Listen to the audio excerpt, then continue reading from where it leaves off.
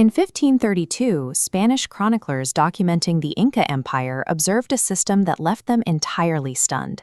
They reported that the Incas stored food on a scale never before seen in the annals of world history.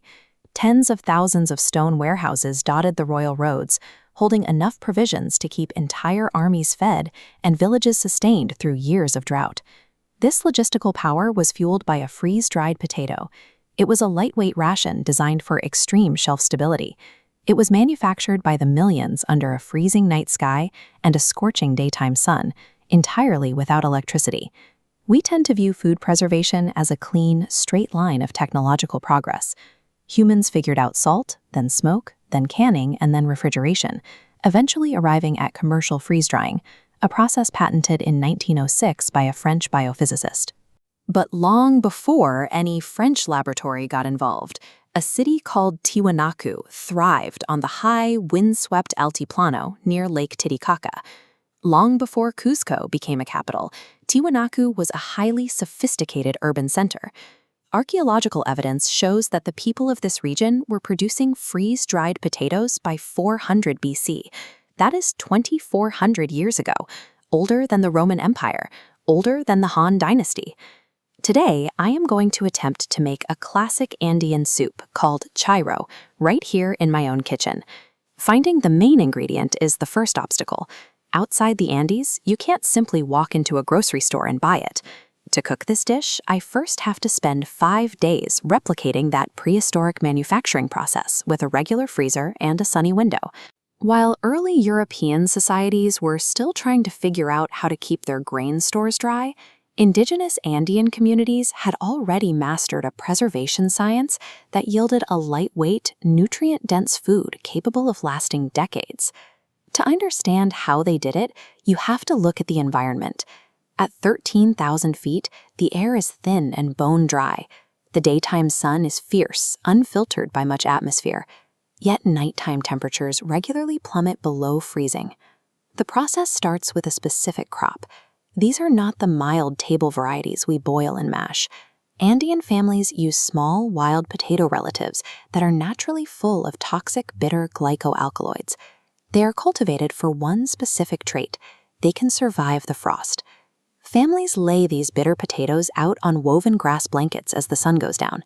In the freezing night air, the liquid water inside the potato cells freezes solid, forming tiny, sharp ice crystals.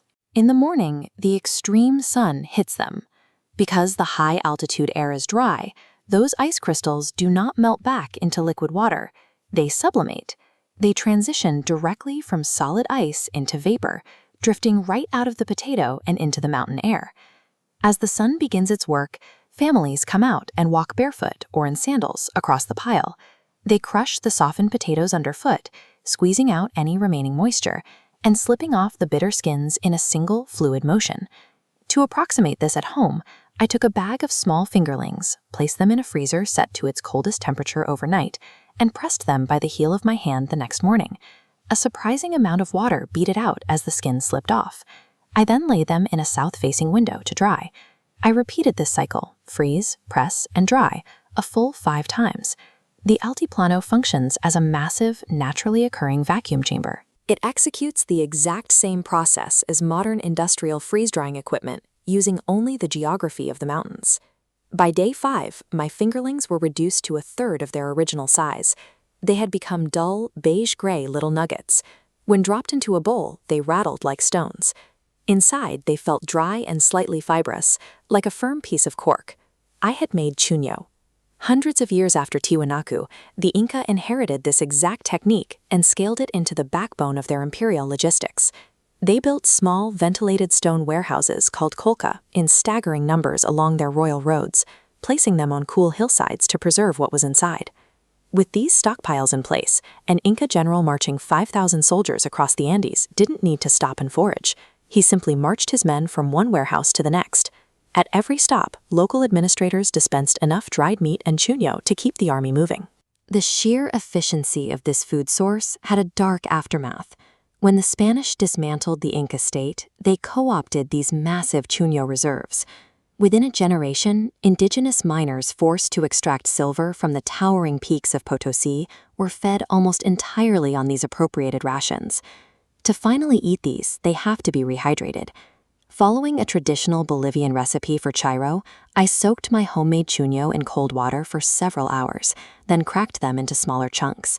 I added them to a simmering pot with beef bones, peeled barley, bits of dried beef, and fresh herbs.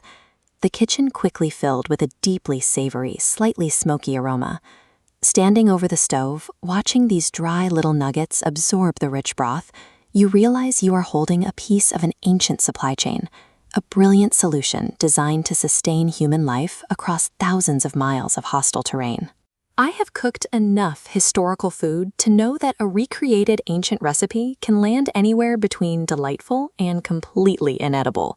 Lifting the spoon for the first time, I was genuinely nervous. It was excellent. The chuno had absorbed all the broth. It doesn't yield like a creamy mashed potato. The texture is dense and chewy, almost like a dumpling. The flavor is deeply earthy, with a slight sourdough-like tang on the finish. Beyond the taste, the repeated freezing and drying alters the potato's chemistry, generating high levels of resistant starch. This complex carbohydrate passes fully intact through the small intestine, acting like a fiber that feeds beneficial gut bacteria and steadies blood sugar. Gram for gram, chuno can contain up to twice the calcium of a fresh potato.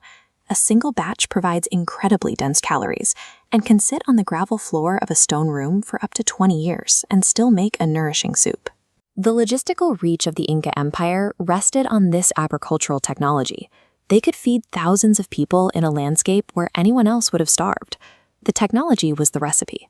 If you want to see more historical culinary science, please hit subscribe and like this video. It helps the channel immensely.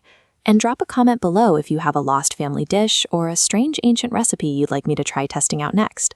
You can check out my previous attempts at historical cooking, like the medieval lamprey pie or the surprisingly resilient 1950s jellied hot dog salad, linked in the description. Thanks for joining me at the table today. Keep that cookbook open, and I will see you in the next one.